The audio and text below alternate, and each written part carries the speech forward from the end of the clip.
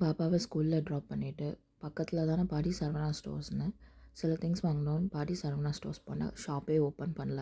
9:30க்கு மேலே தான் ஓப்பன் பண்ணுவோன்னு சொல்லிட்டாங்க. ஓகே வெயிட் பண்ணி வாங்கிட்டு போகலான்னு வெயிட் பண்ணால் 2 கார் வந்தது. நல்லா ஒன்று ரேஞ்ச் ரோவர், இன்னொரு மாடல் சரியாக கவனிக்கல. பார்த்தா அதில் தான் ஓனர் இருக்கார் போல். அவர் கீ கொடுத்ததுக்கப்புறம் தான் 9:30க்கு மேலே ஷாப்பே ஓப்பன் பண்ணுறாங்க.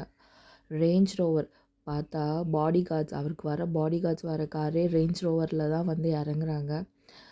அதுக்கப்புறம் 9:30க்கு மேலே ஷாப் ஓப்பன் பண்ணி உள்ளே போனால் க்ரௌட் இல்லை, பீஸ்ஃபுல்லாக. பட் நான் சரவணா ஸ்டோர்ஸ் போகணுன்னு நினைக்கிறவங்களாம் ஒரு 9:30க்கு போயிட்டீங்கன்னா பீஸ்ஃபுல்லாக ஷாப்பிங் பண்ணலாங்க. பாருங்கள் ஷாப்பு எவ்வளோ காலியாக இருக்குன்னு. என்ன பார்க்குறோமோ பொறுமையாக ஸ்லோவாக நம்ம ஷாப்பிங் பண்ணலாம். அதே மாதிரி அப்போ தான் அவங்க வந்து அந்த துடைக்கிற வேலைலாம் பண்ணுறாங்க.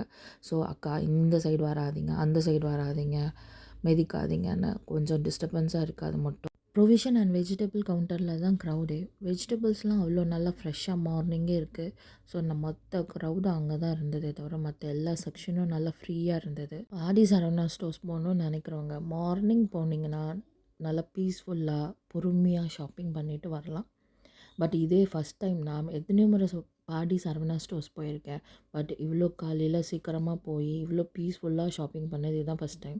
நான் போன ரீசனே வந்து பாப்பாவுக்கு சில கிளிப்ஸ் ஐட்டம்ஸ், ஆக்சசரிஸ் அதெல்லாம் வாங்கணுன்னு தான் போனது. ஏன்னா அவளோட ஆனுவல் டேக்கு தேவைப்படும்னு. சவுகாபேட் கம்பேர் பண்ணும்போது இங்கே வந்து ஒரு சில ஐட்டம்ஸ் வந்து கொஞ்சம் ரேட்டடாக தான் இருக்குது. சவுகாபேட்டில் ஷாப்பிங் பண்ணியிருந்தீங்கன்னா அங்கே வந்து ரேட் கொஞ்சம் கம்மி. பட் பாடி சரவணா ஸ்டோர்ஸில் ஒரு சில ஐட்டம்ஸ் வந்து கொஞ்சம் ரேட்டடாக தான் இருக்குது. நான் வாங்கிட்டு கிளம்பியாச்சு.